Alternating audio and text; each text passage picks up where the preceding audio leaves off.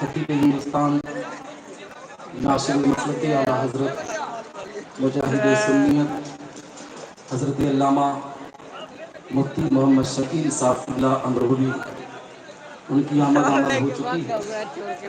آپ کا سماعت کرنا ہاں سنیں گے نا؟ ہاں حضرات محترم، کہنے کا مقصد یہ ہے، میں عرض یہ کر رہا تھا، خواجہ معین الدین چشتی سنجری رحمۃ اللہ تعالیٰ علیہ سے راجہ نے پوچھا تھا، بابا تم دین اسلام کی تبلیغ کو کیسے انجام دو گے؟ بھارت کی زمین پر کیسے حکومت کرو گے؟ تمہارے مذہب کے ماننے والے جہاں تعداد کے ساتھ آئے، لشکر کے ساتھ آئے، فوج کے ساتھ آئے، ہتھیار کے ساتھ آئے، مگر وہ لوگ بھی بھارت کی زمین کو چھوڑ کر چلے گئے، مگر تم دین کی پرچم کو کیسے لہراؤ گے؟ دین کی تبلیغ کو انجام کیسے دو گے؟ تم بھارت کی زمین پر حکومت کیسے کرو گے؟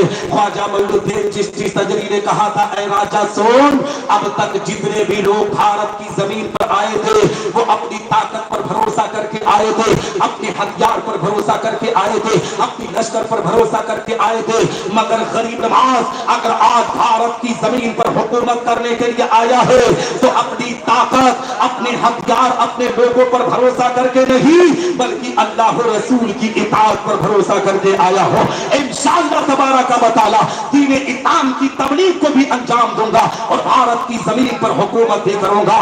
آج بھی مسلمانوں اجمیر معلیٰ کی زمین کی تاریخ اٹھا سکتے ہیں۔ بھارت کی زمین پر خواجہ معین الدین چشتی سنجری رحمۃ اللہ تعالی علیہ اجمیر معلیٰ کی زمین سے بھارت کی حکمرانی کرتے ہوئے نظر آ رہے ہیں۔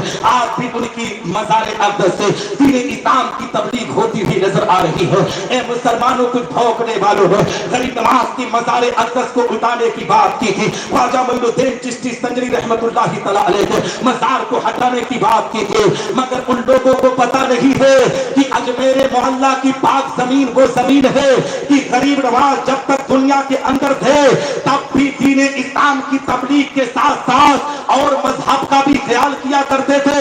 یہی وجہ ہے کہ جہاں ہم مسلمان غریب نواز کی بارگاہ میں حاضری دیتے ہیں وہی اور مذہب کے ماننے والے بھی غریب نواز کی بارگاہ میں حاضری دینے پر آمادہ ہے۔ پتہ کیا چلا مسلمانوں؟ غریب نواز کا مزار آج بھارت کی زمین پر گنگا اور جمنی تہذیب کا ایک پیکر بڑھ کر دنیا کو پیغام دے رہا ہے۔ ہم اور آپ کو بھی چاہیے کہ غریب نواز کے نقشے قدم پر چل کر ہم دین اسلام کی تبلیغ کو انجام دیں۔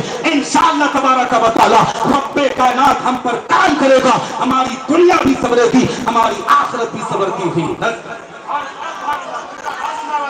اور میں آپ کو بتاؤں، کیونکہ وقت زیادہ ہو رہا، حضرت کی تقریر ہونی ہے، میں آپ کو پیغام دینا چاہتا ہوں، کبھی بھی مسلمان اپنی طاقت پر بھروسہ نہیں کرنا چاہیے۔ آج تم طاقتور ہونا، کل تمہارے مقابلے میں کوئی تم سے بھی بڑا طاقتور ہوگا۔ اور اے مسلمانوں، کبھی اپنے آپ پر غرور بھی نہیں کرنا چاہیے۔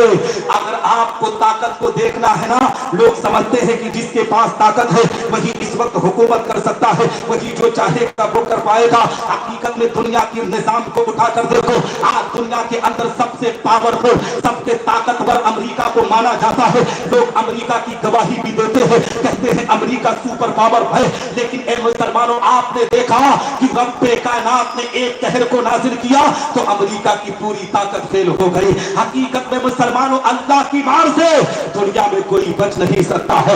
اس لیے مسلمانوں، اپنی طاقت پر کبھی غرور نہ کرو، رب کائنات کی عبادت کرو، قرآن کی تلاوت کرو، نمازوں کی پابندی کرو، اور بزرگان دین کی بارگاہ میں جب بھی حاضری دو تو بزرگوں کی بارگاہ میں جا کر ایک سیکھ لینے کی کوشش کرو کہ یہ جو فلاں بابا فلاں بزرگ کی مزار ہے، انہوں نے زندگی میں دین کی تبلیغ کو کیسے انجام دیا تھا، قرآن کی تعلیم کو کیسے عام کیا تھا۔